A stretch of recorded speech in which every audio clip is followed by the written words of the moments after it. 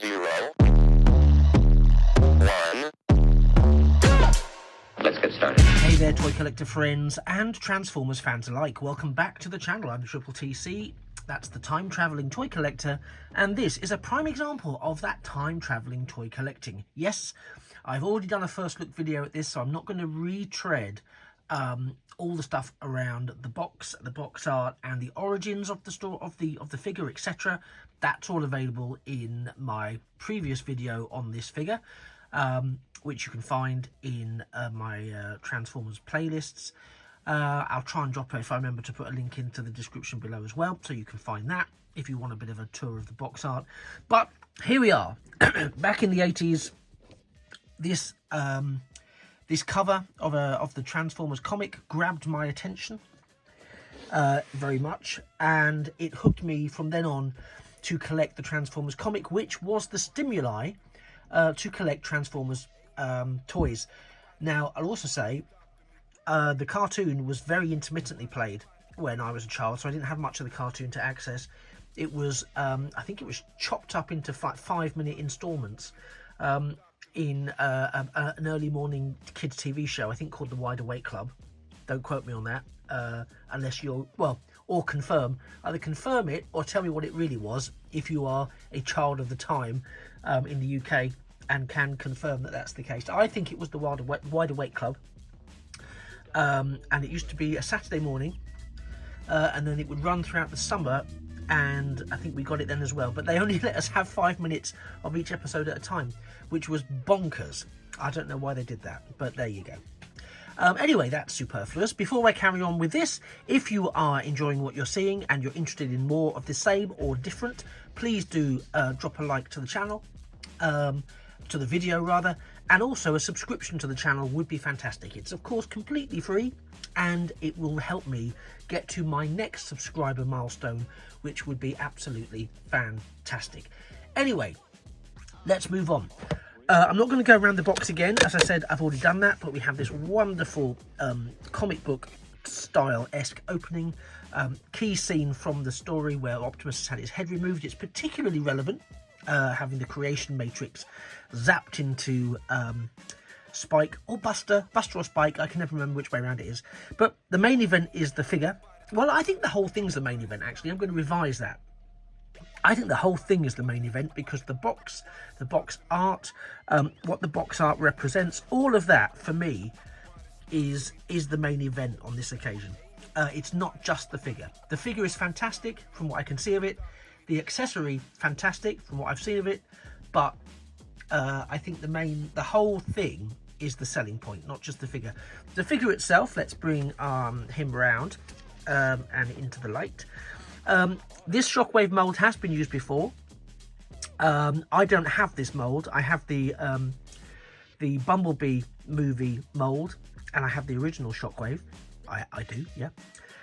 So I don't have this mold, so I was quite happy to double dip into this one. I'm less so for the comic book Grimlock, but I am more so for the other two so far announced comic book collection Transformers, namely Lord Straxus, who was again part of that very first run of comics that I got into with the Space Bridge and with Blaster and all of those characters, and also Emirate Zaran and Flame, I think it is. Again, characters I recognise all too well from the UK Transformers comic, and I'm amazed they're getting a comic book action figure. Fantastic. Anyway, back to the figure in hand. You can see, without me taking him out, where the key shading is on this figure. There's some on the top of his head, we've got some on his chest, definitely across that front panel. There are bits here on the side, there's shading along the front there and on the side as well. I will be taking him out, but before I take him out, I'm going to voice some concerns. More on those in a second. This is the portion that we can see here, and it comes down here with the segments that hold his head. His head is there, Optimus's head is there. You can't really see from this angle. You probably saw it better in the other video.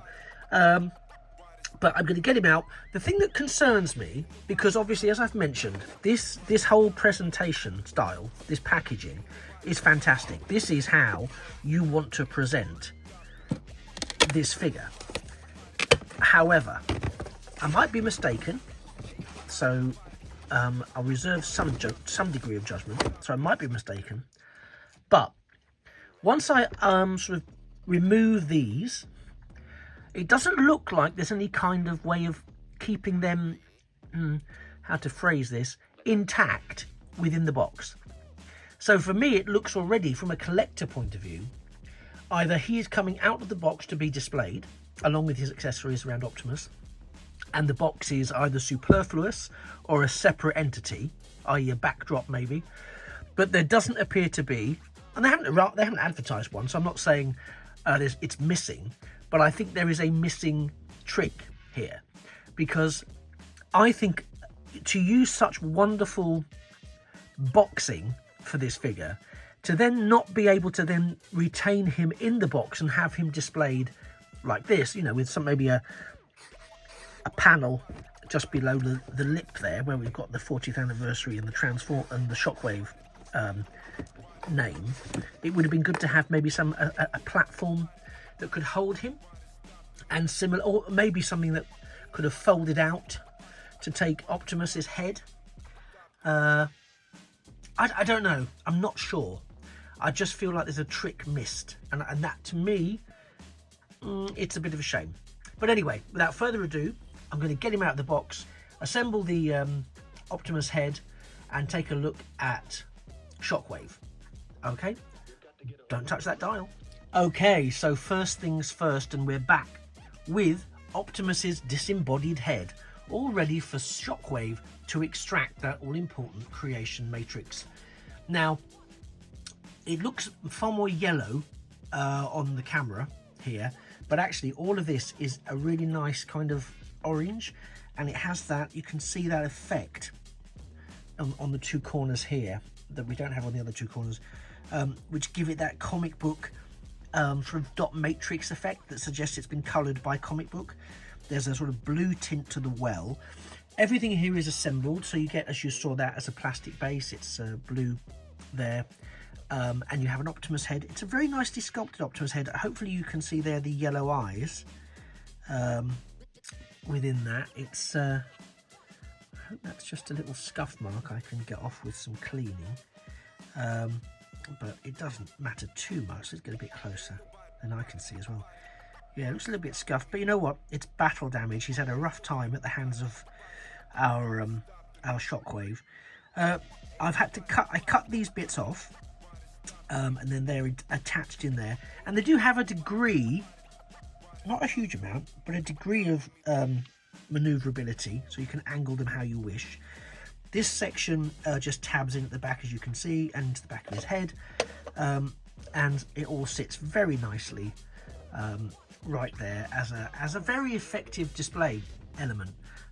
It is a key part of Shockwave's story that is represented within the comic that we've got there. So I think it's really, really good that this is and very, very unexpected that they've given us this. So as an accessory, it's a real 10 out of 10 for me. As a quality of the accessory, maybe it's more of a 7 or an 8. Just because, I mean, not the self-assembly, that's not so much of a problem, but I am a bit worried. It's more to do with the storage of it, because either once you put it together, you either have to have it on display, or you have to dismantle it to put it back in the box. Otherwise, you're at risk of losing the head or some of those yellow parts. And to be honest, this is the kind of thing, and this is from a collection point of view, which may or may not be something you're interested in terms of future value, investment-wise. But this is something that in 20 years' time, these are the pieces that will be missing, and these are the pieces that will be worth more than the whole assembly on online auction sites, or whatever they look like in 20 years. Do you know what I mean? Although in 20 years, maybe we've all got 3D printers, we can make our own stuff. But it's the kind of thing that as an original piece, people would be paying ridiculous amounts of money for. So it's the stuff you don't want to lose. So if you can keep it together and intact, obviously so much the better for your collection, but so much the better if it is something that you think one day down the line you want to resell. Only because it will, not that it'll be worth huge amounts, it'll just be worth a lot less if you don't have it. That's my only thing. I'm not suggesting this will be a multi-million pound or dollar action figure. That said, let's have a look at him. Here he comes. Let me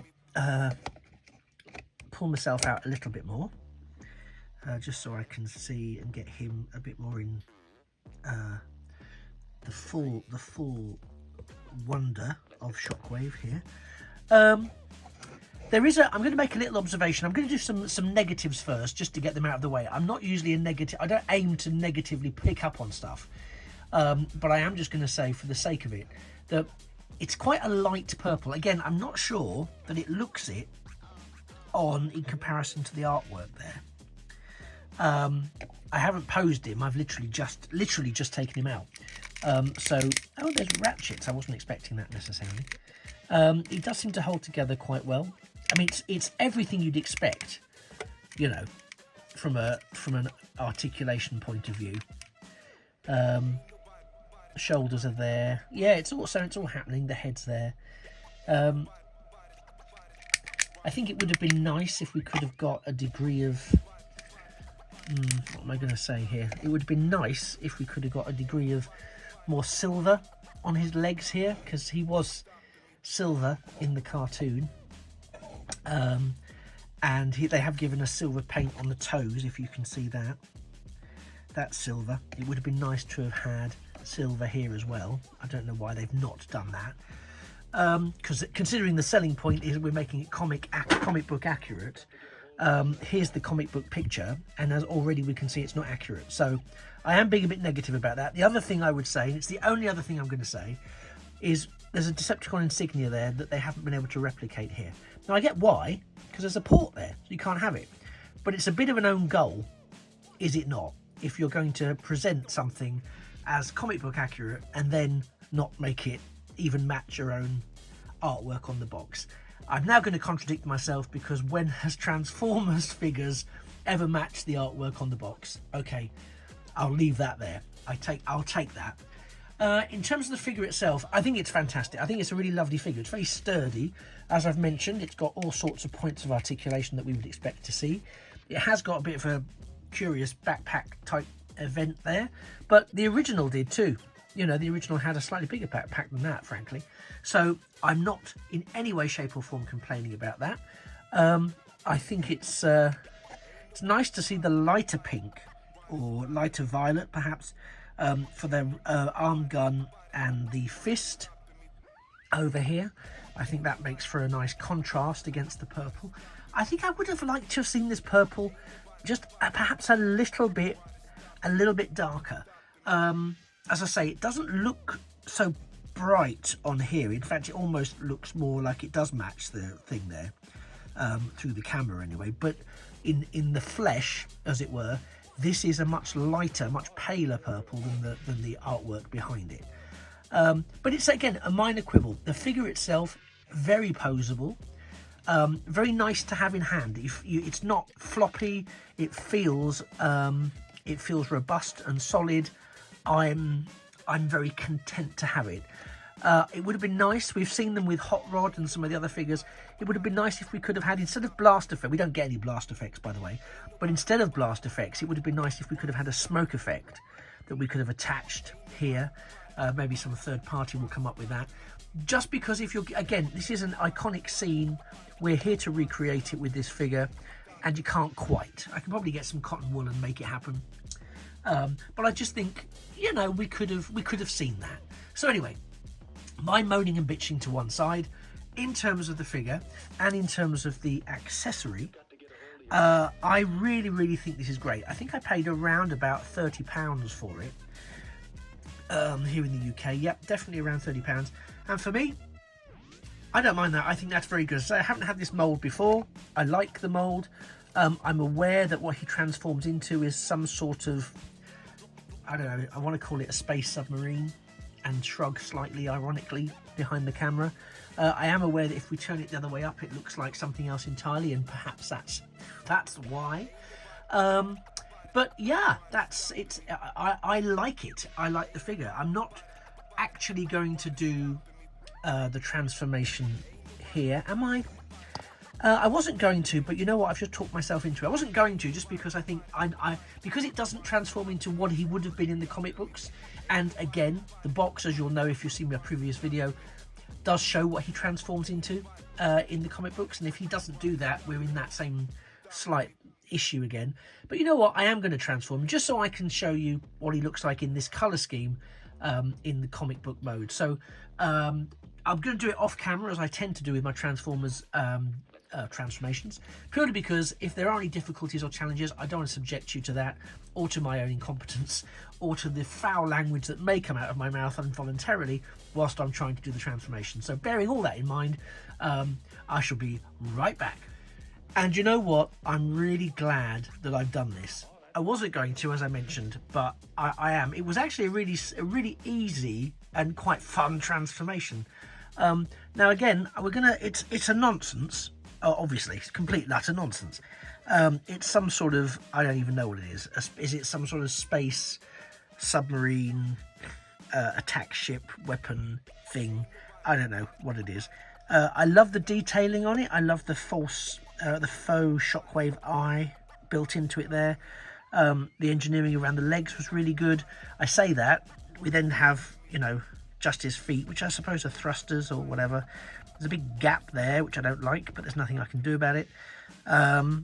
There's no sort of forward-facing Decepticon insignia, which is a bit of a shame. We do have the one on his chest there that survives, but faces the wrong way.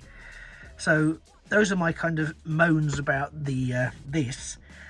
Otherwise, it's quite good. It's quite nice. There is also a landing gear under here, like a little landing sled. But I'm not going to worry too much about that. I love the detailing on the tower bit here. It actually makes quite a nice companion piece, even down to the colour for the Nemesis. They could be flying side by side, couldn't they? Wonderful. But if you do flip it upside down,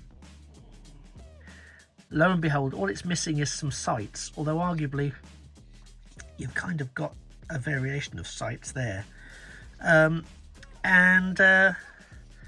Yeah, you've almost got like a pew-pew space gun. Purely coincidentally and not the intention of the manufacturers at all, I would suggest. But that, of course, is if you hold it upside down, and it looks a bit silly if you hold it upside down, doesn't it? But yeah, so upside down, it looks like that. And I kind of like how they've done that. I like how they've got away with that. Not that they've got away with anything, because it's just a curiosity of the transformation, isn't it? But it isn't as bad as I was anticipating.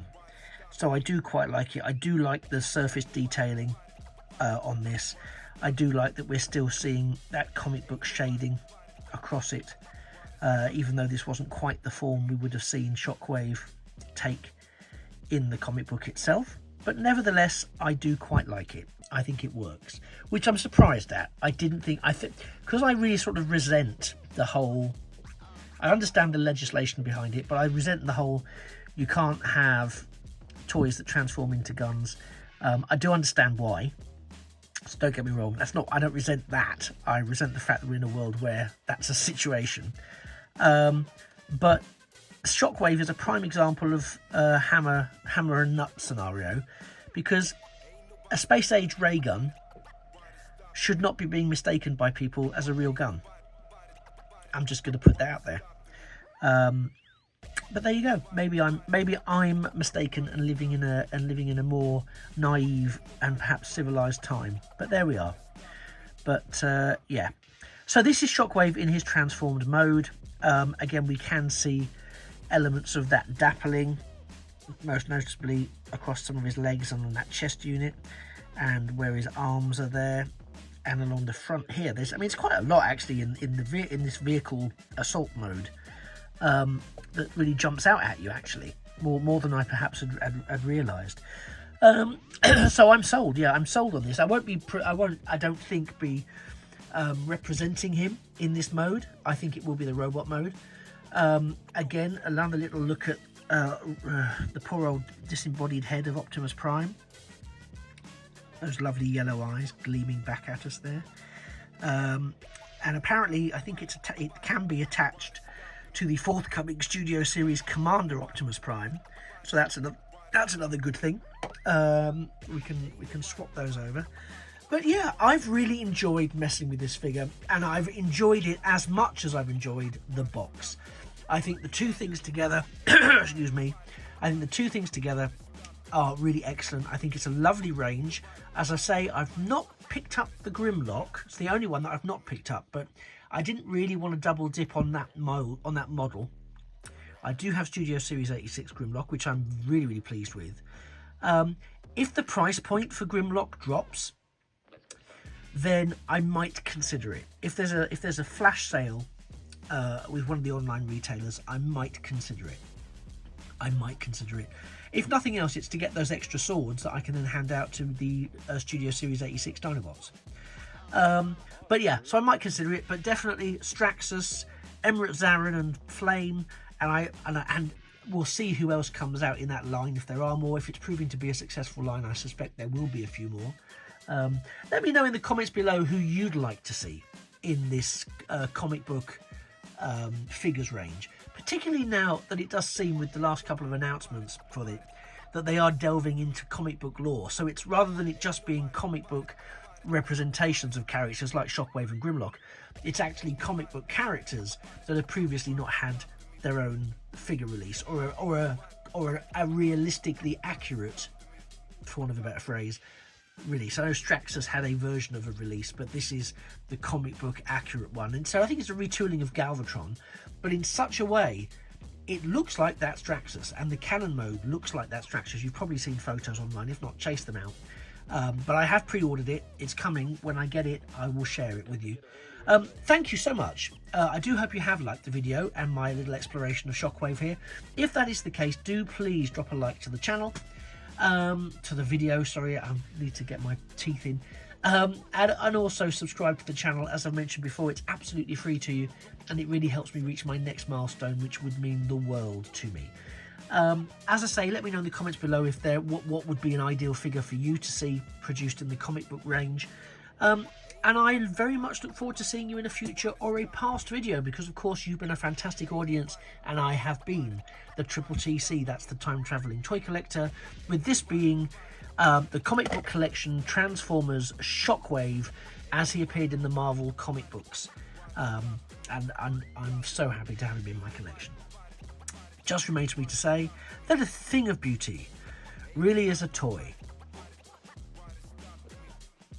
forever. Bye-bye for now. 0, 1, 2, 3. Let's get started.